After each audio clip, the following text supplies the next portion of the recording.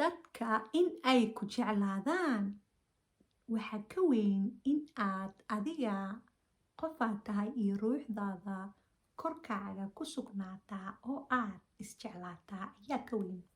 kuma jeclaan karo qofne adiga oodan isku faraxsanayn isjeclayn, adiga oo isnacabna qofna kuma jeclaan karo. marka caawa waxaan rabaa inaan idinkugu socdo naftaada oo aad jeclaataa, booskii ay lahayd aad dhigtaa ayay dadka booskaa lahayd ku dhigi karaan. hadaa naftaada nacdid meel aysan munaasab u ahayn aan u wanaagsanayn dhigtidna halkaas ayay dadka ku dhigayaan. ilaahayna kuma jeclaanayo. ilaahay wuxuu jecel yahay qofka nafsadiisa jecel ee daacadda nadiifka sida caafimaadka ee nafsadiisa u jecel oo aan siduu ilaahay u abuuray nacin naftiisana nacin. kusoo dhawaada channelkeeni ahaa toosinta garaadka iyo barashada xikmadda iyo ismahan Khaliif Cali oo markale idin sidaa wax tayo leh oo qalbada u roon. caawa waxaan idinkugu soconayaa dadku waxay jecel yihiin dadku inay jeclaadaan, laakiin waxaa ka weyn dadku se inay ku jeclaadaan. maxaa sababay dadka inay ku jeclaadaan? maxaase sababi karaa dadka inay ku nacaan? okay, waxaan ku hor bilaabaynaa waxa wanaagsan ayaan jeclahay, waxa wanaagsan ayaan ku soconaynaa. dadka inay ku jeclaadaan waxaa ka weyn in aad adiga isjeceshahay. kow, in aad adiga ruuxdaadii aakhiro la soo celin lahaa ee su-aasha sugaysay, ilan korkan anaga waana lasoo siiyey, aad birito inta adduunka joogto ruuxdaadii in ay korkaaga ku dhex noolaato. ilaa anaga waxaan ruux ayaan nahay. ruuxdaada waa in ay korkaaga ku noolaato kuna faraxsanaataa. waxa farxaayo marna murugaayo waa ruuxdaada, ma tihid kor. adiga korkan waa sida gaariga baawurkaaga oo kale weeye. korkaaga waa lagu soo siiyey, wuuna baabi'i karaa, waana weyn kartaa, wuu baxaya, korka waa la weynaya, laakiin ruuxdaadii way jiraysaa, waa la qaadayaa, way jirtay, wayna jiri doontaa ruuxdaada. marka ruuxdaada intaa adduunka joogtid waa in ay korkaaga ku dhex noolaataa si nabade iyada oo faraxsan. farxadda iyo murugada caafimaadka lehna aad quudisaa ruuxdaada, adiga isquudisaa.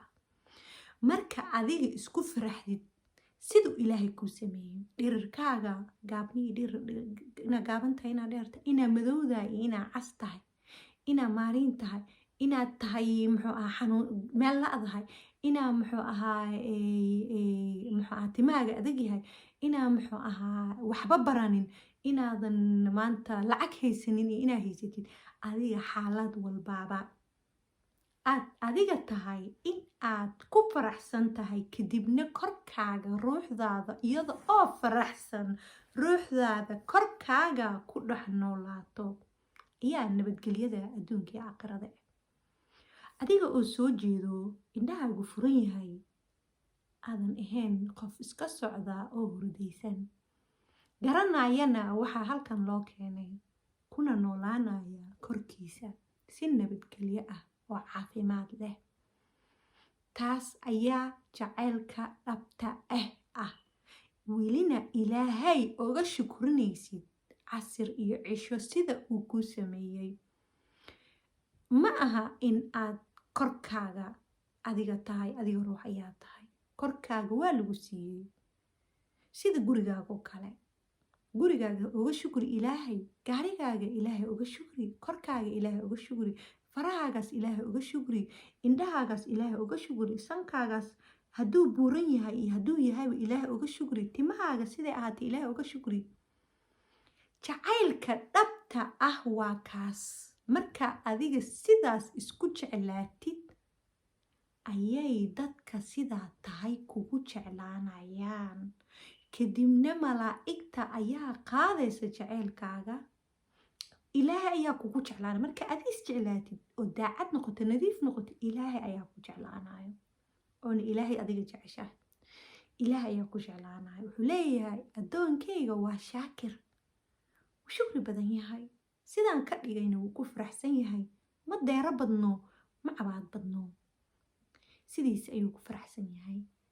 ilaahay jacayl uu ku jeclaanayaa. addoon faraxsan meeshuu ku tira ku faraxsan siduu yahay ku faraxsan maanta cuntaa haysta ama yuu haysan ku faraxsan ha jiranaado ha caafimaad qabo ku faraxsan xaalad walbaba ku faraxsan markuu sidaas ilaahay uu ku arko wuu ku jeclaanaya jaceylkaagana malaa'igta ayuu malakul jibriil ayuu ilaahay u yeeraya malakul jibriil ayaa soo deji malaa'igta u sheegayo malaa'igtii ayaa markaas dhulka keenaysa kadib ayay dadka sidaa tahay adiga markaa is ogolaatay kugu ogolaanayaan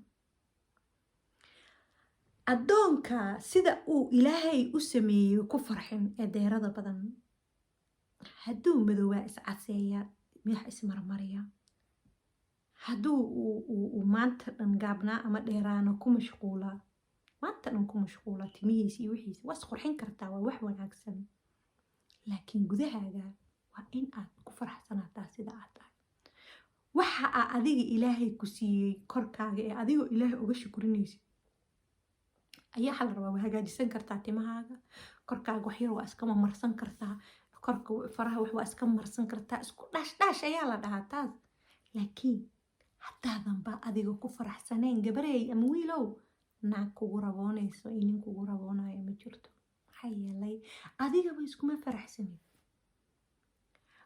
markaas ayuu ilaahayna raali kaa noqonayaa siduu kuu sameeyey ayaa ku faraxsantahay barako ayuu ilaahay kuu gelinayaa laakiin marka aad adiga isnacdid adiga hoos iska nacdid maxaa aniga saan u ahay maxaa aniga si iga maxaa aniga saan ii galay maxaa aniga kan ii yaalay aniga sidaan maxaa u madoowahay aniga maxaa saan ugu ekahay aniga maxaa kan iga dhigay markaa su-aalahaas weydiinaysid ilaah ayaa caasinaysaa waxaagii aad haysatay korkii ilaahay kusoo siiya sida gaariga oo kale ahaana barakada ayuu ilaahay ka qaadaya naftaadina adigu waa necabta waad nacaysaa ilaahayna kuma jeclaanayo ogow caasi ayaa tahay laakiin mar walba ilaahay addoonkiisa aad ayuu u jecel yahay naxariis badan yahay hal sakan haddaan noqoto ilaahu i cafi dhahduu ku cafinaya marka waxaa samaynaysaa ka noqo naftaada dib u jeclow markaas markuu qofka xaaladaas ku sugan yahay asaga isjecleen asaga iska deerinaya asaga uurka ka gubanayo waay aniga saan u ahay maxaa aniga saan u ahay maxaa ani kan si iga maxaa kan wuxuu haystay ka deerinayo gurigiisa ka deerinayo korkiisa ka deerinayo baawurkiisa ka cabaadayo ee dadka ka cabaadayo asaga isku faraxsaneen dadka oo dhan kuma jeclaanayaan kumana faraxsanaanayaan marka asaaska jacaylka sidiisana waa adiga isjeclow dadkuna way ku jeclaan doonaan waa jacaylka caafimaadka leh jacaylka caafimaad darada ahne waa kan qofka asaga intuu isjeclaada isla waasha isqurxiya ismariya inta mari